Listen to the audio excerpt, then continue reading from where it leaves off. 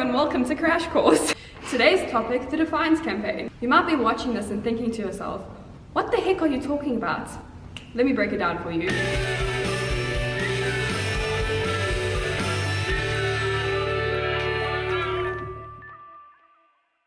The Defiance campaign was the first large-scale, multiracial, political mobilization against the apartheid laws under a common leadership. The African National Congress, South African Indian Congress, and the Colored People's Congress. These laws were presented by the ANC in a conference in Bloemfontein, South Africa in December 1951. Now you're thinking, well, I know the basics of this, but why was it started? Who was involved and what were some of the laws? Let's start from the beginning, talking about why it was started and the people involved, etc., to fully understand this huge part of South African history. In 1948, the National Party, the NP, won the election in South Africa to begin to impose apartheid laws against the blacks, Indians, and people of different race. All political power was restricted to the white people, whereas places were allocated for people of color. People eventually had enough and spoke out against the apartheid measures and discussed a possible political strike. In 1950, the ANC started promoting mass action, boycotts, strikes, and acts of civil disobedience. During this time, 8,000 black people were arrested for defying the apartheid laws. The Defiance campaign was launched on the anniversary of the National Day of Protest, June the 26th, 1952. The protests were largely non-violent. Black volunteers burnt their passbooks. Other black volunteers would go into places strictly considered only whites, which was against the law at the time. These volunteers were arrested. As a result of the protests, the MP, more specifically Nelson Mandela, started imposing stiff penalties for protesting discriminatory laws and then created the Defiance campaign to stop certain apartheid laws and protesting. Nelson Mandela was one of the many people involved in creating the Defiance campaign. Let's look at some other person. Let's look at Mohandas Karamchand Gandhi, or Mahatma Gandhi, was an Indian lawyer who came to South Africa in 1893 to support the Indian community in their struggle to gain rights. But many people did this. How was Gandhi any different? Well, he did not fight for rights using violence. Instead, he used a form of non-violent resistance called non-violent civil disobedience. This is the refusal to obey certain laws or governmental demands to influence legislation or government policy. His ideas of peaceful demonstration influenced the African National Congress and the South African Indian Congress to create the Defiance campaign. Members of this campaign would disobey laws peacefully in order to draw attention to apartheid laws. Some more details and examples of what was done during the campaign. For almost half a century after the establishment of the Union South Africa in 1910, black South Africans responded to segregation policies of successive white minority governments, principally through non-violent techniques of resistance, such as boycotts, civil disobedience, mass demonstrations, and strikes. The movement led by Mohandas K. Gandhi in 1913 and the 1946-48 campaign in Natal against the Ghetto Act are two prominent instances of non-violent mass civil disobedience prior to the National Party coming to the power in 1948. The new government began almost instantly to implement its policy to apartheid, which, while never static, entailed severe control of African movement in urban areas. The creation of reserves for Africans, white control of political institutions, and strict segregation of Indians and Coloreds. After the successes of 6th of April, the date for the start of the Defiance campaign was set for 26 June 1952, a day of the volunteers. On Sunday, 22nd June, precede the opening of the campaign, volunteers signed the following pledge. I, the undersigned volunteer of the Natural Volunteer Corps, do hereby solemnly pledge and bind myself to serve my country and people in accordance with the directives of the National Volunteer Corps and participate fully without reservations to the best of my ability in the campaign for the defiance of unjust laws. I shall obey the orders of my leader and under whom I shall be placed and strictly abide by the rules and regulations of the National Volunteer Corps, framed from time to time. It shall be my duty to keep myself physically, mentally, and morally fit. However, the government did not react well and did not like the policies that were coming. How the government responded to the Defiance campaign. Throughout the 1950s, there were many different forms of protest against the apartheid laws.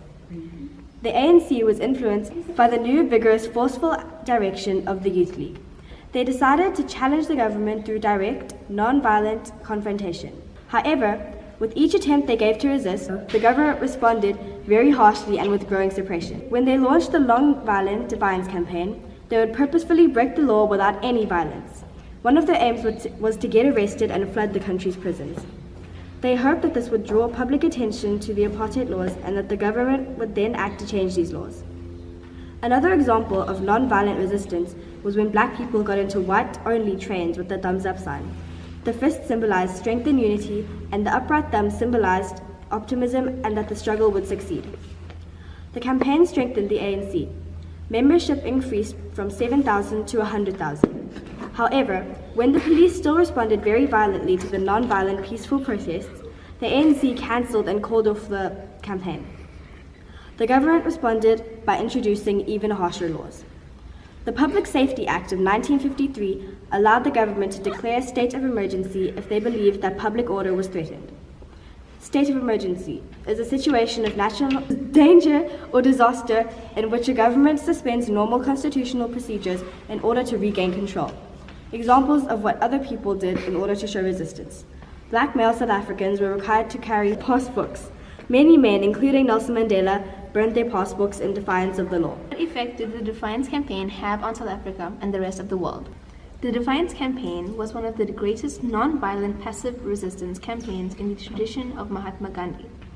The Defiance Campaign and the subsequent bus boycotts and other acts of non-violent resistance in South Africa. People in other countries were also prominent activists, one being Martin Luther King. He was an activist in the civil rights apartheid movement in South Africa. Newly discovered in 1964, Martin Luther King gave a speech on civil rights, segregation, and the apartheid in South Africa. Martin Luther King believed South Africa was home to the world's worst racism and drew parallels between struggles against apartheid in South Africa and struggles against the local and state governments committed to white supremacy in the southern United States. The international solidarity movement by governments and people was developed with the struggle inside South Africa and has become a powerful force. The vision and faith of the leaders of the Defiance Campaign and the solidarity of people around the world, including the West, averted a ghastly black-white racial conflict in South Africa. Although the campaign did not achieve the desired aim of overturning the apartheid laws, it was successful in a number of other respects. The resistance won United Nations recognition that the South African racial policy was an international issue, and the United Nations Commission was established to investigate the situation. The Defiance Campaign also initiated an international solidarity movement against apartheid. The organizations such as the Defense and Aid Fund for South Africa in London and the American Committee on Africa in New York were formed outside South Africa, which started the international solidarity movement with the South African struggle. Pop quiz. You have 10 seconds to think of your answer. After the 10 seconds, the answers will appear. See how many you can get right. Question 1. When was the Defiance Campaign launched?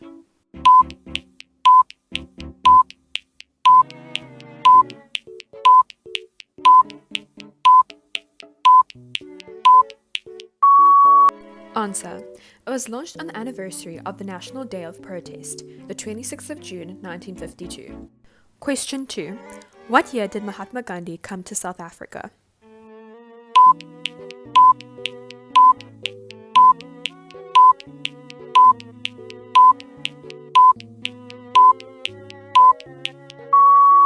Answer. Mahatma Gandhi came to South Africa in 1893. Question 3. Where was the Defiance Campaign Against Unjust Laws conference held?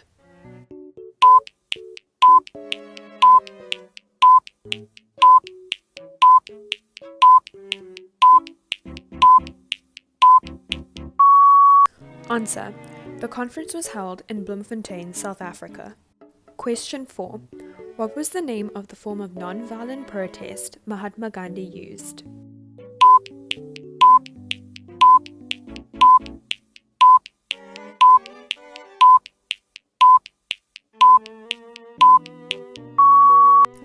Answer.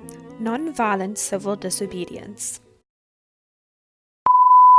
No, I can't do that. Yeah, Shweta, shout. I can't do louder. Country. Yes, Shweta. No, Shweta. The defiance came with these laws.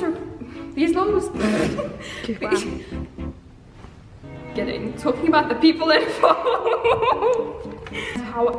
Let's start from the